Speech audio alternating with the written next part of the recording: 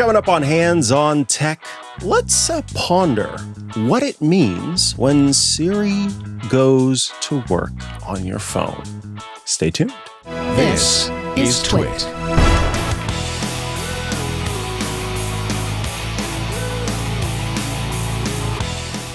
Hello and welcome to Hands on Tech. I am Mikah Sargent, and today we're getting nerdy. I love this. We got a great question in that really kind of had me wondering myself, why haven't I thought more about this? It comes in from an unknown listener, and it is, I think, a fascinating question. So buckle in, because it does take a little bit to get through, but I promise it's worth it. So Unknown writes, I have a question that I haven't been able to find an answer to, though not sure if the audience can help. Regarding the, quote, Siri and search permissions in iOS versions, what do apps see when Apple searches inside them with the show content in search setting? As a programmer, I'm not sure if the app is able to see, hey, my files were searched for X, with X being what I typed into my phone's search bar, and gather that as telemetry. I'd imagine Apple would do the search in a way that the app can't, like searching an index, but I'm not sure. This has me a bit concerned about what apps can see if Apple Intelligence peers into them. As an easier addendum that I want to signal boost, because I think the answer is no, is there a way to automatically turn off the suggestion options in the same settings, Siri, and search pane for every app I have and ever will install? I currently do it manually because my disdain for those suggestions is mostly unrivaled, but would prefer a way to have them off automatically.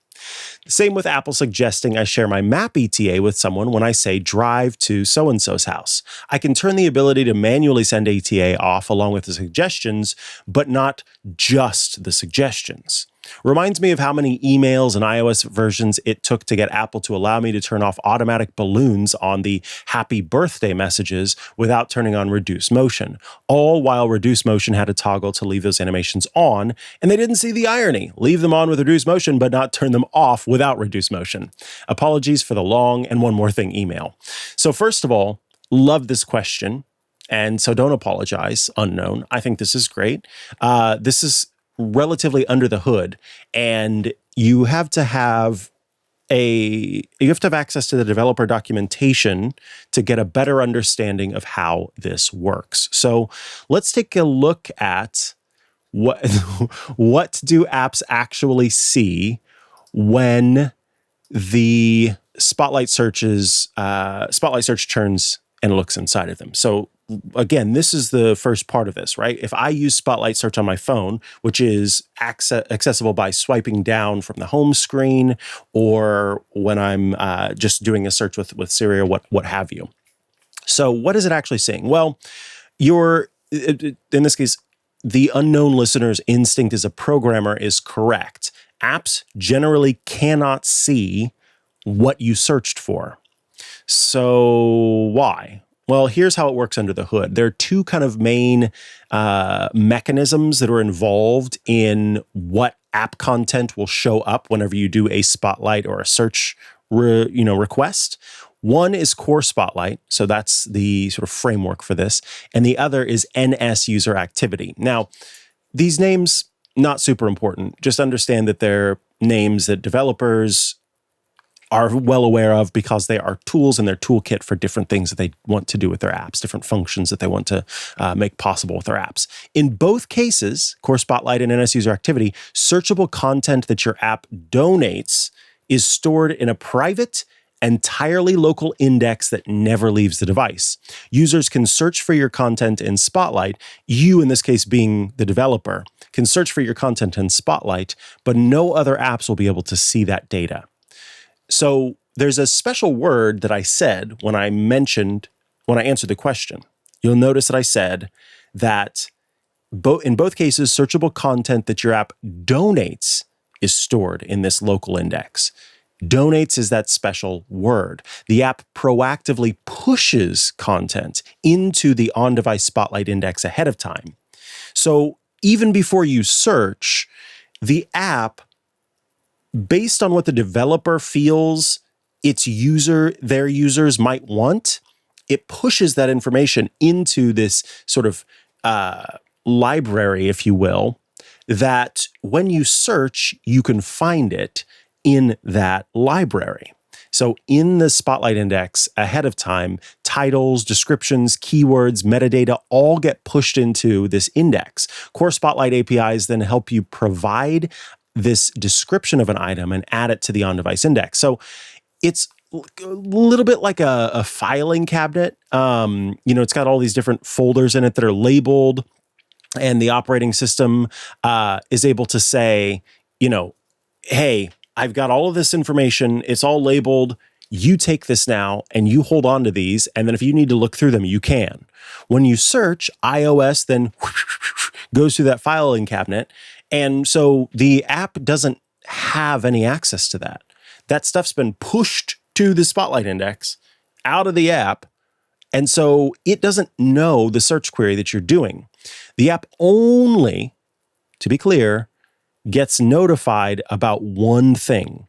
When a user selects a search result from one of the items that your app has added to the index, then the app does receive a deep link containing the indexed information so that the navigation happens from the tap directly to whatever it is that you searched for. Does that make sense? So in the folder that we, this folder analogy, this filing cabinet analogy, there's a little label, right, on the folder. You do a search, and then the system looks in its filing cabinet. Oh, found it. And then inside of that, you can almost imagine that there's like a map that directs you directly into wherever it needs to go inside of that app. So that way you go right to it. The app knows, hey, the user tapped on this specific result, but it doesn't know what you typed into the search functionality. It doesn't know what else you searched for. It doesn't know what other apps have added to the index. It doesn't know what was displayed, what was ignored. None of that. The only thing it knows is, oh, this is what they're looking for. I got to pop this up. It's almost a little bit, if the filing cabinet analogy doesn't quite work, you could almost think of it like a library. So the app is donating its books to the library, and then iOS itself is the librarian. You walk up to the librarian and say, hey, can I find this? And can you find this? And the librarian finds that specific book. So it's not then the app's responsibility from that point on. This episode of Hands on Tech is brought to you by Shopify. If you've shopped online, chances are you've bought something from a business powered by Shopify. When you're scrolling your feeds and all of a sudden you see it, that one product that you've been looking for, you click on the link, you add it to your cart, you hit checkout, and as you're filling in your address, you realize you don't have your card nearby. No! But that's when you see it, the purple pay button that saves all your information, making checkout as simple as a tap on your screen. That's Shopify. I love Shopify. I just used it, I think yesterday morning. I was having the same experience. I was in bed scrolling and I decided I needed to buy a thing right away. And so I went to the site and I said, oh no, my card's not. There's the Shopify button. Yes. What that means is being able to track my items as they are shipped and knowing that they're going to arrive. I love it as a consumer. I think you'll love it as a business. Shopify is the commerce platform behind millions of businesses around the world, and 10% of all e-commerce in the US, that's from household names like Allbirds and Mattel to brands just getting started, are all using Shopify. With hundreds of ready-to-use templates, Shopify helps you build a beautiful online store and matches your brand's style, and helps you get the word out like you have a marketing team behind you. You can easily create email and social media campaigns wherever your customers are scrolling or strolling. Best yet, Shopify is your commerce expert with world-class expertise in everything from managing inventory to international shipping to processing returns and beyond. If you get stuck, Shopify has award-winning 24/7 customer support. See less carts go abandoned and more sales go with Shopify and their Shop Pay button. Sign up for your $1 per month trial today at shopify.com/hot. Go to shopify.com/hot. That's shopify.com/hot. Thank you, Shopify, for sponsoring this week's episode of Hands on Tech. Let's head back to the show. But that's Spotlight. Spotlight is only one part of this equation because now we have Apple Intelligence and Siri being part of Apple Intelligence, right? So this is where things get a little bit more nuanced.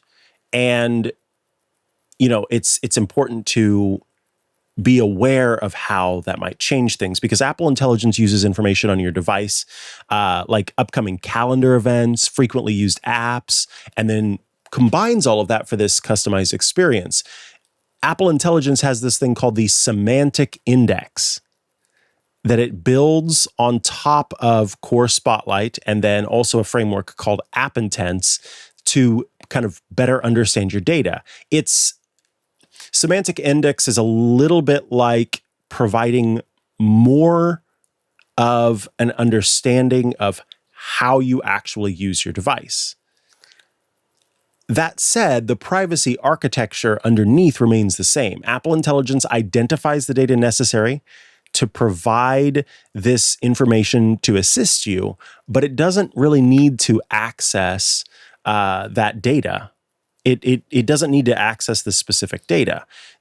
Apple Intelligence does on-device processing. It has that information on your local device, but it doesn't send it off to Apple then for collection when you're doing these sorts of Apple Intelligence features. There are some that do require sending off to the server. Apple, of course, has a lot of privacy features that are tied to that. Now, with the newer, again, I told you we were going to get nerdy here. With the newer App Intents and App Entities system, this is what is required for Apple Intelligence to understand what's going on with apps. App Intents is essentially, what is my app capable of doing? I need to tell the system what my app is capable of doing, so that way the system can suggest using a specific app in a specific instance. And in it, it gives Apple Intelligence the ability to peer into those apps, and then apps can index in Spotlight a better understanding of what is within the app. Still, the app is donating that information ahead of time, and then the system searches that data locally. So it's not, the underlying framework is still the same, with one caveat. If you do tap a result and it opens the app receives a deep link that tells it which item you selected. So there is perhaps a way that an app would be able to know that when you type a certain search functionality and you tap, that app opens, right? That's something that's always been available as an option, is understanding that this tap led to the deep link into the specific part of the app. But it doesn't know that maybe you searched 5 or 6 times before that and found other apps that would help. So it's not getting any understanding of your behavior other than the one simple thing that you searched that led to the deep link within. For requests that go beyond on-device capability, of course, Apple Intelligence uses private cloud compute, sends that data that goes to Apple's servers. That data is sent to and returned by private cloud compute. Again, it's not accessible to Apple. So really, no, apps can't see that thing that you said unknown, where you said, hey, my files were searched for X. No, your search queries stay between you and the operating system. I do want to take a moment here to remind you all about the wonderful world of Club Twit at twit.tv/clubtwit. When you join the club, well, you will gain access to some pretty awesome benefits. First and foremost, you gain access to ad-free content on the network. Yes, that's right. All of our shows ad-free. You also gain access to some special feeds. We have a feed that has behind the scenes, before the show, after the show. We've got a feed that has our live coverage of tech news events. The upcoming WWDC, of course, we'll cover. We also have a feed that has our special Club Twitch shows like My Crafting Corner, Stacy's Book Club, and so much more good stuff. On top of that, you gain access to the members-only Discord server, a fun place to go to chat with your fellow Club Twit members and those of us here at Twit. If all of that sounds good to you, well, join the club, twit.tv/clubtwit. You can also use that QR code in the top corner there to make it happen as well. So a little complicated, a little bit more involved when it comes to Apple Intelligence because of the off-device stuff and the added capabilities by way of app intents and app entities. But the fact is that underlying framework is the same. As often as possible, Apple seems to try to prevent an app from having any more information than it needs, the bare minimum information that it needs to do its job. You also asked, can you automatically turn off Siri suggestion options for all apps? Unfortunately, the answer is no, essentially. Because Siri suggestions are on by default for your apps, and you can turn them off or change these settings at any time, but it's still only on a per app basis. You can't, what you want is a specific, like, for new apps from this point on, please keep this off, right? That's not the same thing here. In this case, what you're needing to do is go in from that point and turn off the new apps. You can turn off the global Siri suggestions categories like suggestions in search, suggestions in lookup, suggestions on lock screen, and that will stop system level suggestions. But the individual per app toggles, show content in search, suggest apps, those are still defaulted to on for every new app you install, and currently there's no way to change that behavior. That said, there is one exception. And it is technically something that you could do if you wanted to, unknown. If the device is managed via MDM, mobile device management, deploying a configuration profile can actually hide the entire Siri and search option in settings. But again, that's a nuclear option and is really meant for enterprise environments. But if you wanted to, you could. You could go in and use Apple Configurator, set up mobile device management on your device, and have this thing completely wiped. It should be a toggle, but it doesn't exist right now. Perhaps there's something that you could do in the future. It sounds like you are very good at sending messages to Apple to get them to change things. So maybe this is another place for you to focus that energy. The Maps ETA suggestion, unfortunately, same story here. The ability to share your ETA is a feature that can be toggled in Maps settings, but the proactive suggestions to share your ETA are baked into Siri suggestions behavior. You can split the difference between let me manually share my ETA when I choose to, and of course, stop suggesting I share it, but it's an all or nothing design. So you got to make one choice or the other there. It doesn't give you the ability to do both. Love your sort of story, your anecdote about the happy birthday balloons, and thank you for being partially responsible for giving us the ability to say, I don't really want that to happen by default. That was good. So I appreciate that I appreciate that you're looking out for us. Ultimately, though, your privacy concern about Spotlight and Apple Intelligence, it's well-founded. It's a great question. I'm really glad you asked it because it gave me the chance to dig into to developer documentation. But Apple's architecture remains reassuring. iOS maintains a clear boundary. Apps can donate data to that index, but the system handles the searching, and the apps don't get to see into that index to see what other apps are donating there as well. So thank you, unknown. If you care to write back and let me know, your first name, it's always nice to know, but I understand if not. Thank you for writing in with that question. I thought it was a truly good one. And as I said, gave me the opportunity to have a little fun reading up on developer documentation after being away from it for so long. Folks, that is going to bring us to the end of this episode of Hands on Tech. If you have questions, you can email me. hot@twit.tv is how you get in touch. And I look forward to answering your question. I'll see you next time for another episode of Hands on Tech. Bye-bye.